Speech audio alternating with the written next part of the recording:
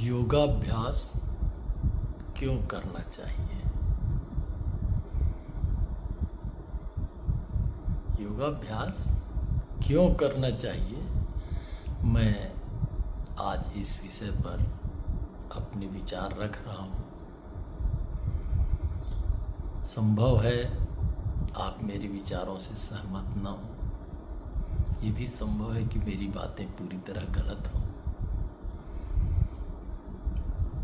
फिर भी जो मेरे विचार हैं वो मैं व्यक्त कर रहा हूँ।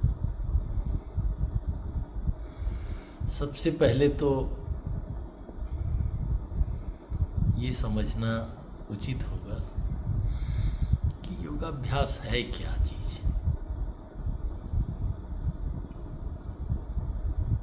किसे कहते हैं योगाभ्यास? योग शब्द के अगर अर्थ को समझे तो इसका अर्थ होता है जोड़ना या जोड़।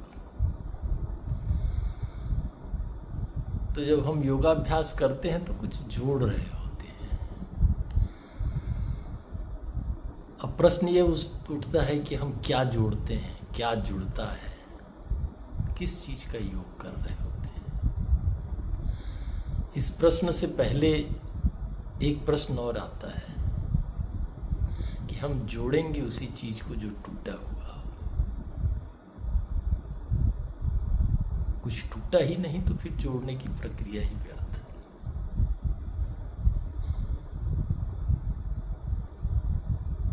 तो गौर से अगर देखें तो ऐसी कौन सी चीज टूटी हुई है जिसे योग के द्वारा या योगाभ्यास के द्वारा जोड़ा जाता है।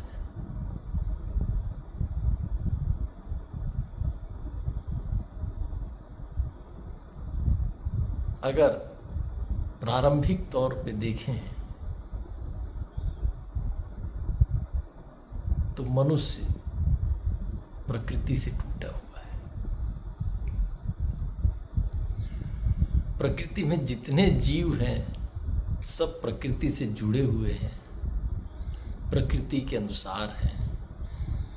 उनका अपना प्राकृतिक पर्यावास है, आहार शैली प्रकृति के अनुकूल है, जीवन शैली प्रकृति के अनुकूल है, उनकी अपनी प्रकृति के अनुकूल है। मनुष्य केवल प्रकृति से भिन्न हो जाता है,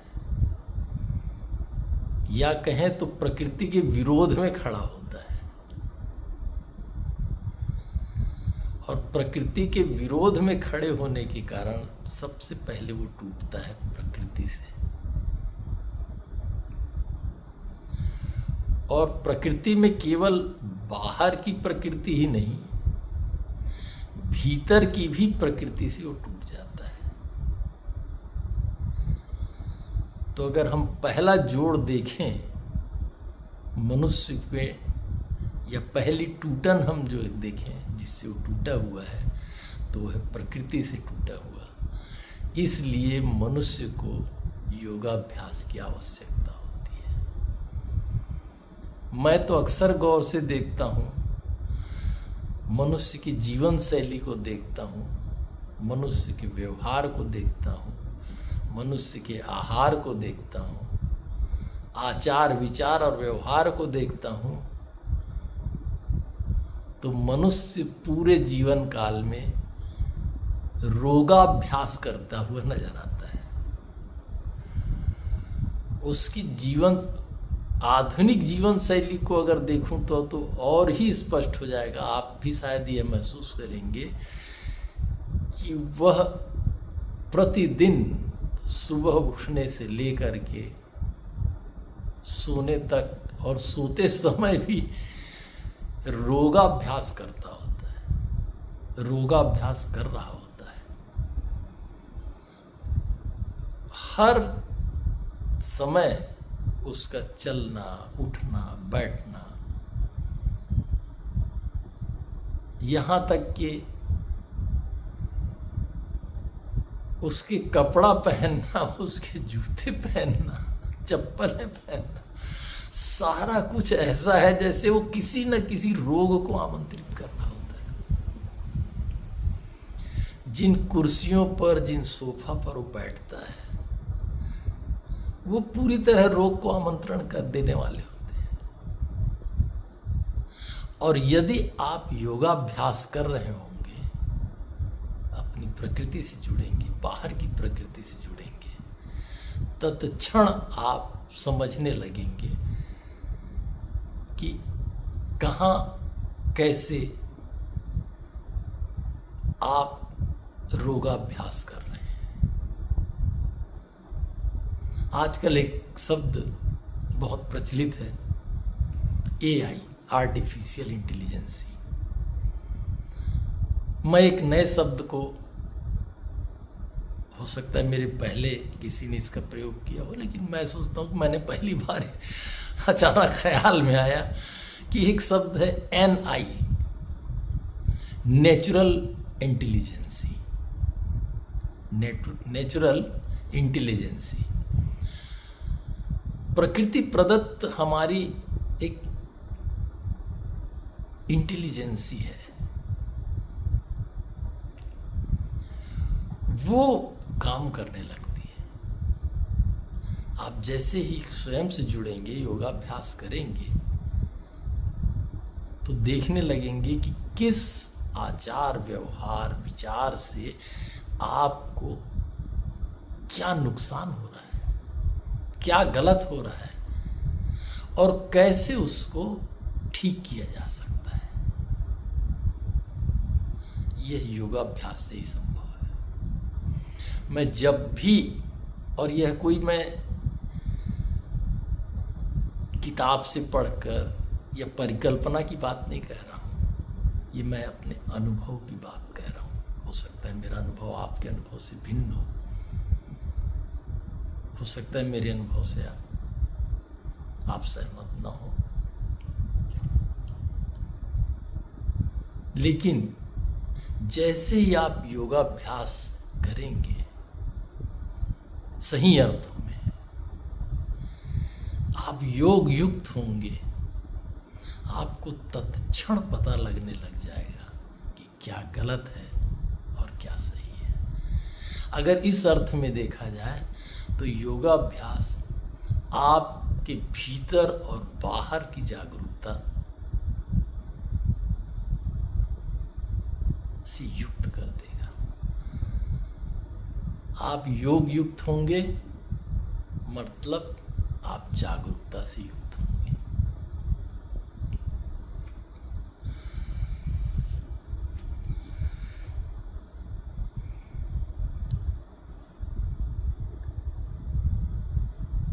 योग के 8 अंग हैं, सभी पर तो चर्चा नहीं करूंगा, लेकिन जो आजकल प्रचलित हिस्सा है योगासन, और थोड़ा आगे चले जाए तो प्राणायाम। योगासन क्या प्रभाव डालता है, क्यों जरूरी है, क्या होता है, इससे इतना महत्वपूर्ण क्यों है। अगर शरीरों की बात की जाए, भौतिक शरीर, और ये 7 शरीर कहते हैं, कोई 3 शरीर कहते हैं, कोई 5 शरीर कहते हैं। तो 3 हो या 5 हो या 7 हो, भौतिक शरीर मूल है। अगर ये ना हो तो बाकी का कोई हिसाब दिखता नहीं। हम अपने आप को इसी से जानते हैं। और अगर भौतिक शरीर है तो शायद बाकी शरीर का अस्तित्व बनता दिखता है। जब हम पूरी भौतिक दृष्टि से भौतिक दुनिया में जुड़े हुए तब, तो इस भौतिक शरीर, जिसको अन्नमय कोश भी कहा जाता है, इसकी अपनी कुछ खासियत है, खूबियां हैं। जैसे एक खूबी पे तो मैंने चर्चा की कि इसके अंदर एक NI है, नेचुरल इंटेलिजेंस। उसके चलते ही ये परमात्मा के द्वारा दिया गया एक अनूठा उपहार है, जिसमें सब कुछ स्वचालित है। हृदय अपने आप धड़क रहा है, रक्त अपने आप प्रवाहित हो रहा है। जैसे ही कहीं कट जाता है, रक्त ने अपने जमने की प्रक्रिया शुरू कर देता है। कुछ ऐसी चीज अगर चली गई नासापुटों में जो हमारे काम की नहीं है, तुरंत छींक के बाहर निकालने की प्रक्रिया हो जाती है। आँख में अगर ऐसा कुछ चला गया, आंसू आने लगते हैं उसे बाहर निकालने के लिए। तो ये शरीर का AI का जो काम है इतना रहस्यमयी है। और उसके साथ मैं जब योगाभ्यास को देखता हूँ तो मेरे अनुभव में जो चीजें हैं बड़ी ही विस्मयकारी है। मैं तो अक्सर ये सोचता हूं कि इसकी खोज कैसे की गई होगी, किसने खोजा होगा ये। जैसे और वैज्ञानिक उपकरण है, मोबाइल है, हवाई जहाज है, और क्या क्या चीजें वैज्ञानिकों ने खोजी। ठीक ऐसे ही योगाभ्यास की खोज किसने की होगी। हमारे पास इतिहास में महर्षि पतंजलि हैं, उसके पहले और जाते हैं तो आदि योगी भगवान शिव को कहते हैं। अब पता नहीं किसने खोजा, क्या हुआ नहीं मालूम। और ये भी पता नहीं कि आज जिसे हम योग कहते हैं वही उन्होंने दिया था, खोजा गया था, या वो बदलते समय में रूप बदल कर इस रूप में आ गया। जो भी हो, लेकिन जब भी मैं योगाभ्यास के चमत्कारों को देखता हूँ, आश्चर्य होने लगता है। और वो भी भारत की खोज, अद्भुत खोज, अद्भुत देन पूरी दुनिया को। इससे जुड़ा हुआ एक और हिस्सा है तंत्र। तंत्र की जब मैं बात करता हूँ तो विज्ञान भैरव तंत्र की बात करता हूँ, वह भी विस्मय से भर देता है। विस्मय शब्द अचानक आया है तो योगाभ्यास का जो वर्तमान उद्देश्य है, अभी जो लोग सोच के चलते हैं कि योग करेंगे तो दीर्घायु होंगे, योग करेंगे तो स्वस्थ रहेंगे, लेकिन अगर शास्त्रों की देखें तो कहते हैं कि विस्मयो योग भूमिका। वास्तव में योग स्वस्थ होने के लिए नहीं है। ये अलग बात है कि आप योगाभ्यास करेंगे, स्वास्थ्य बाई प्रोडक्ट के रूप में, उप उत्पाद के रूप में आपको मिलेगा। लेकिन योग की शुरुआत होती है विस्मय से। जिस दिन आप ये खोजने लगते हैं कि ये मेरा शरीर संचालित कैसे होता है, कैसे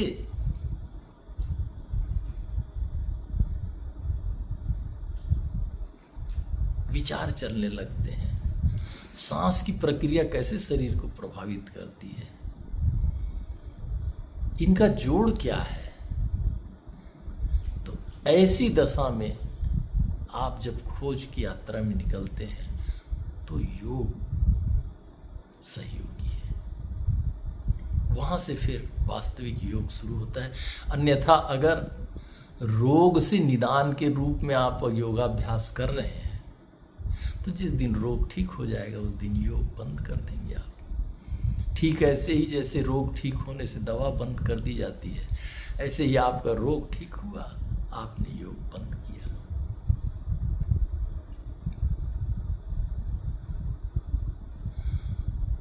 तो योगाभ्यास में जो आसन है उनका अपना महत्व है, प्राणायाम का अपना महत्व है।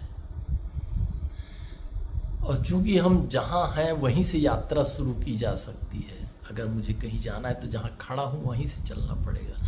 हम शरीर के तल पर जीवित हैं, भौतिक शरीर हमारे लिए महत्वपूर्ण है, तो हमारी यात्रा यहीं से होती है। और ये जो आसन है, ये आसन ऐसा नहीं है कि वृक्ष को खड़ा देख करके हमने वृक्षासन बना दिया,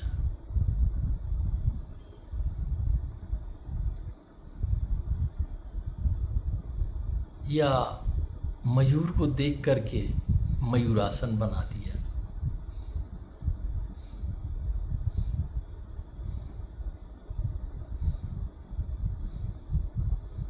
हल को देख करके हलासन बना दिया, ऐसा नहीं है। ये नाम है जिससे उस आसन को याद रखने में आसानी हो। उस खास शरीर की भंगिमा को, भाव दशा कहना ठीक नहीं, शरीर की उस दशा को, उस स्थिति को नाम दे दिया गया। उस स्थिति में बैठने को, उस स्थिति में खड़े होने को, उसको एक नाम दिया ताकि आसानी से याद हो सके। वृक्ष के जैसे खड़े हो गए एक पैर पर, वृक्षासन नाम दे दिया गया उसको। तन गए तो ताड़ासन नाम दिया। धनुष की तरह होने लगे तो धनुरासन नाम दिया, ताकि ना याद रह सके वो आसन। और इन आसनों को करने से होता क्या है, जैसे ही हम एक खास आसन में बैठते हैं, जैसे कि आसन की परिभाषा है सुखम स्थिरम आसनम, सुखपूर्वक स्थिर होके जब हम हैं तो वह आसन है। इसीलिए योगाभ्यास एक्सरसाइज, व्यायाम से भिन्न है। व्यायाम गतिशीलता पर जोर देता है,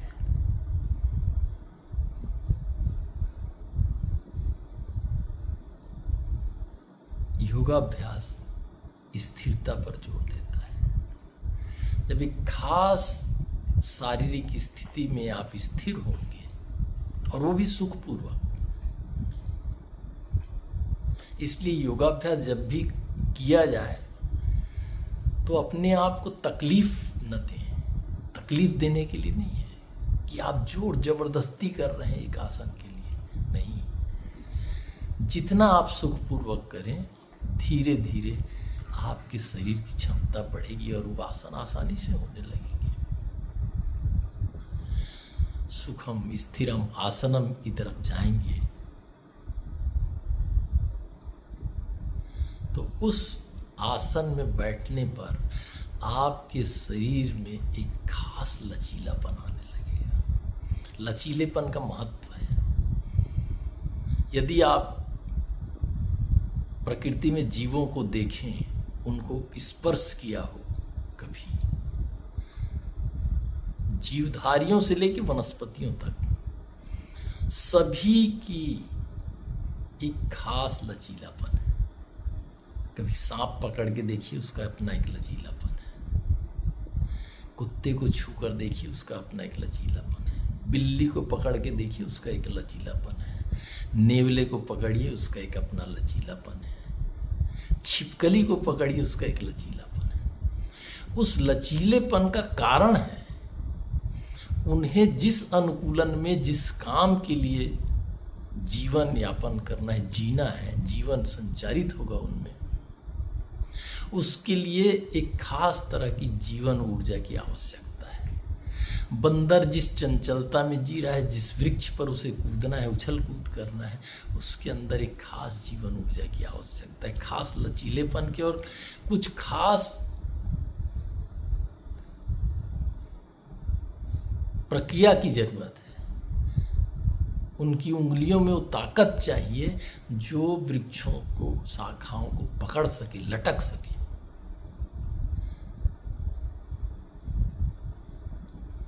तो इस तरह से आप देखेंगे कि जीवन ऊर्जा के एक विशेष प्रवाह के लिए शरीर में खास लचीलेपन की आवश्यकता है। और मनुष्य के, वर्तमान मनुष्य के विशेषकर जीवन शैली को आप देखिए तो वह अपने लचीलेपन को खोता जा रहा है। शारीरिक श्रम खत्म हो गए, शारीरिक श्रम खत्म हुआ, साथ ही साथ सुबह से शाम तक सो के उठने के बाद कुर्सी पर बैठना, घर से निकले तो कार या मोटरसाइकिल पर बैठना, ऑफिस में गए कंप्यूटर पर बैठना, फिर वहां से आए खा रहे हैं तो डाइनिंग टेबल पर बैठना, यहां तक कि शौच करने के लिए भी हमारी जो पाश्चात्य पद्धति आई है, वेस्टर्न टॉयलेट आ गए, उनमें भी हम वही प्रक्रिया अपना रहे हैं कि हमारे शरीर को कहीं से मोड़ना मत पड़े, कोई दिक्कत मत हो।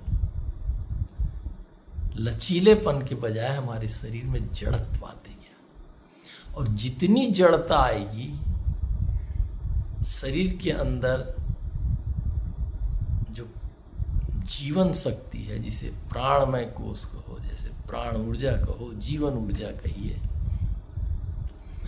उसके संचार के लिए, प्रवाह के लिए गतिरोध पैदा होता है। तो अगर देखा जाए योगाभ्यास, विशेषकर योगाभ्यास जब मैं कह रहा हूँ तो योगासन के बारे में कह रहा हूँ, योगासन करने से शरीर में एक खास तरह का लचीलापन होगा, और उस लचीलेपन के साथ में खास दिशा में हमारे प्राणिक सिस्टम, जो जीवन ऊर्जा है, उसका संचार होगा। इस लिहाज से योगासन आज की जीवन शैली को देखते हुए बहुत ही महत्वपूर्ण है, चमत्कारी है। अब सवाल उठता है कि योगाभ्यास तो हम करेंगे, लेकिन समय कहाँ है, कब करें? जीवन इतना व्यस्त है, कोई भी व्यक्ति, चाहे वह नौकरी पेशा हो, चाहे वह व्यापारी हो, चाहे वह मजदूर हो, किसान हो, किसी के भी जीवन में समय नहीं है। हम समय निकालें कहाँ से?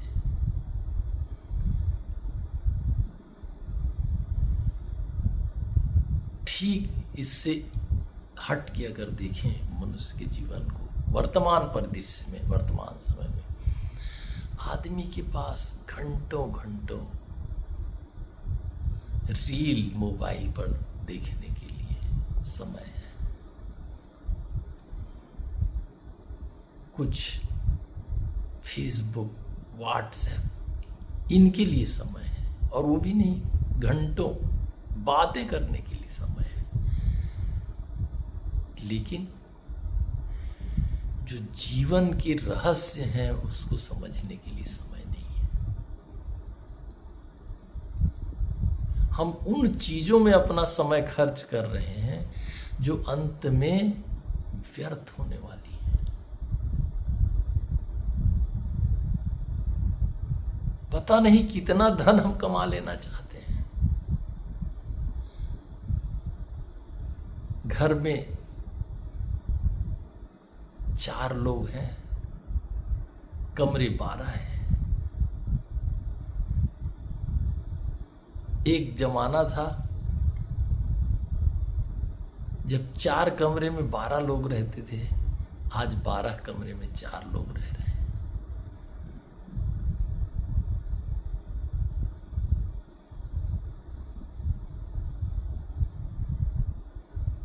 पता नहीं किस दौड़ में है।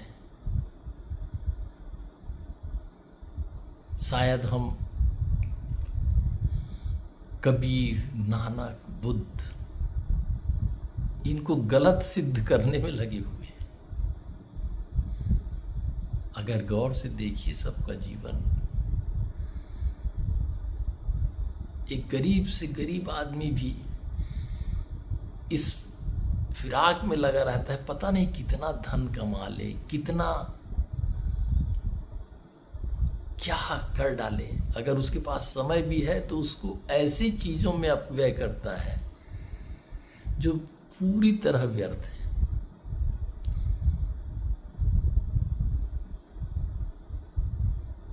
तो जैसे ही कोई योगाभ्यास शुरू करेगा, उसे जीवन के उन हिस्सों का पता लगने लग जाएगा जो सार्थक है। एक रोग मुक्त शरीर होगा उसके पास, भीतर अपने चेतना की समझ होगी, शरीर की समझ होगी।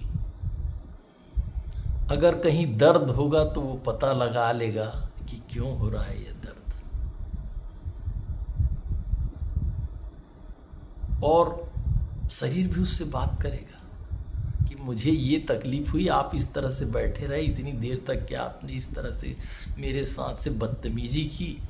शरीर बताएगा, आप उसकी बात सुनेंगे अपने शरीर की कि अरे मैंने इसके साथ ये गलती की, आज गलत आहार ले लिया। शरीर बता रहा है कि नहीं आपने ठीक नहीं किया, गलत आहार लेने के कारण परेशानी हो रही है, तो अगली बार से आप आहार लेते समय सावधान रहेंगे। और जो आहार गड़बड़ लिया है उसकी भरपाई फिर दूसरे दिन के योगाभ्यास में हो जाएगी।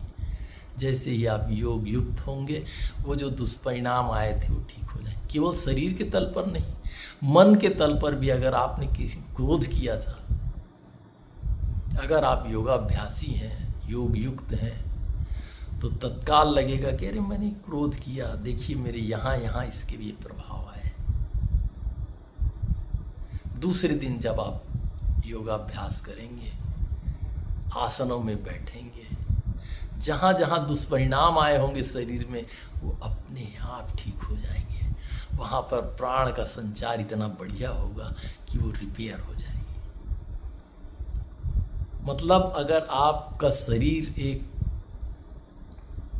मशीन की तरह है, तो उस मशीन में जो थोड़ी बड़ी डैमेज हुई है चलने में, जैसे कोई गाड़ी कार है चल रही है तो कुछ दिक्कत होगी, वाहन है चल रहा है, हल्का पंचर हो गया कहीं तो वो रिपेयर हो जाएगा। ऐसे ही आपके शरीर में अगर थोड़ी बहुत कुछ खराबियां आई हैं तो योगाभ्यास से रिपेयर होती जाएंगी। रोज दिन भर में जो कुछ डैमेज हुआ फिजिकली, मेंटली, इमोशनली, वो डैमेज दूसरे दिन के योगाभ्यास से कंट्रोल हो जाएगा, डैमेज कंट्रोल हो जाएगा, रिपेयर हो जाएगा। ये योगासन की खूबी है। अगर आप योगासन नहीं कर रहे हैं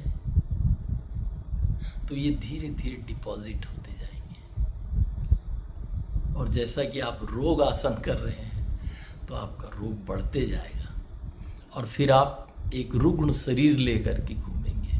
अब प्रश्न उठता है कि अगर शरीर रुग्ण है तो क्या दिक्कत है, 2 4 6 गोलियां खा लें, चलते रहेंगे। निरोगी या स्वस्थ शरीर और दीर्घायु होने का अपना महत्व है।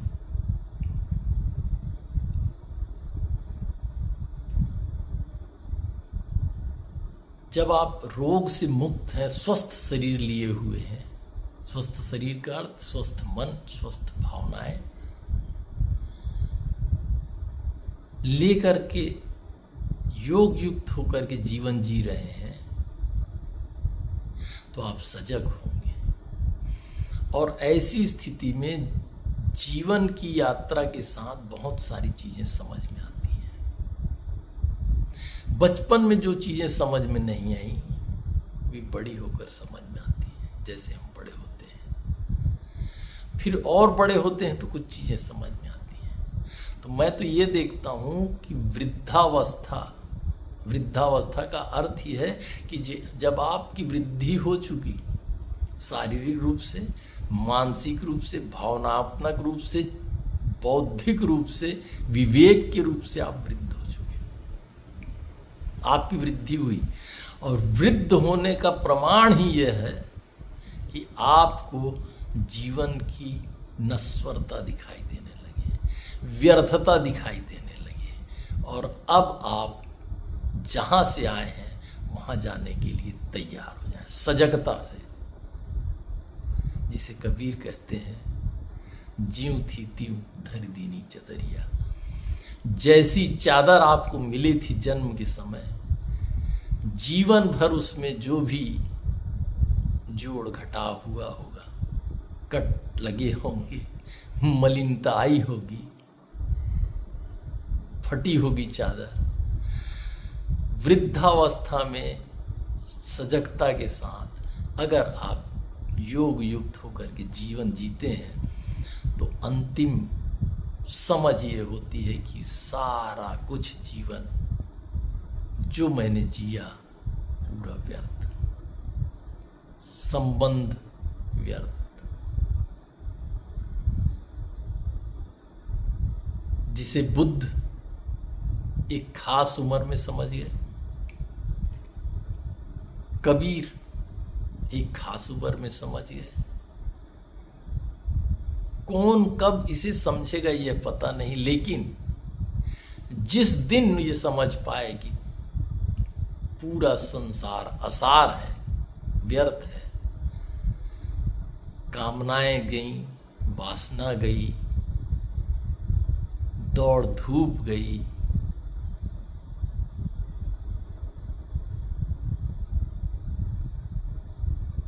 कोल्हू के बैल की तरह घूमना गया, उस दिन हमारी वृद्धि पूरी हुई, उस दिन हम वृद्ध हुए। और इस वृद्धावस्था को पाने के लिए एक स्वस्थ शरीर की आवश्यकता पड़ती है। स्वस्थ शरीर के साथ योग युक्त अगर हम हो जाएं तो इसकी संभावना पूरी है कि हम उस वृद्धावस्था को प्राप्त करेंगे। जैसे कोई बीज पौधा बनता है बड़ा होकर के, फिर वृद्धि होती है उसमें, वो वृक्ष बनता है, फिर वृद्धि होती है उसमें फूल आते हैं, और फिर वृद्धि होती है उसमें फल आते हैं। ये उसका अंतिम वृद्धावस्था है जिसमें जीवन की चरम अवस्था को वो पाते हैं। तो योग युक्त होकर के, और अगर हमारे पास स्वस्थ शरीर है तो हम उस वृद्धावस्था को निश्चित पा पाएंगे। और मैंने तो ये भी देखा है, मेरे अनुभव में है, कि जैसे जैसे हम योग युक्त होते हैं, योगाभ्यास के माध्यम से, पता नहीं कैसे क्या चमत्कार होते हैं। आपको आश्चर्य होगा कि ये मेरे जीवन में कैसे घट गया, ये ऐसी समझ कैसे आई मेरे पास, मैं इस चीज को कैसे समझ सका। आश्चर्य से भर जाएंगे आप, बाकी लोग क्यों नहीं समझ पा रहे हैं। चमत्कार आपके जीवन में घटने लगेंगे। ये योग का चमत्कार है। और मैं तो थोड़ा और देखता हूँ, योग और तंत्र माने वही विज्ञान भैरव तंत्र के जो सूत्र हैं उन पे बात करूँ, अनायास जुड़ जाते हैं। योग की यात्रा, तंत्र के सूत्र, तंत्र की विधियां अपने आप काम करने लगती हैं। सारी बातें हैं, विचार आते रहते हैं, कुछ अनुभव में हैं, उनको यूं ही साझा करता हूँ, शायद आपको पसंद आए। और मेरी बातों को आपने सुना, इसके लिए बहुत बहुत धन्यवाद।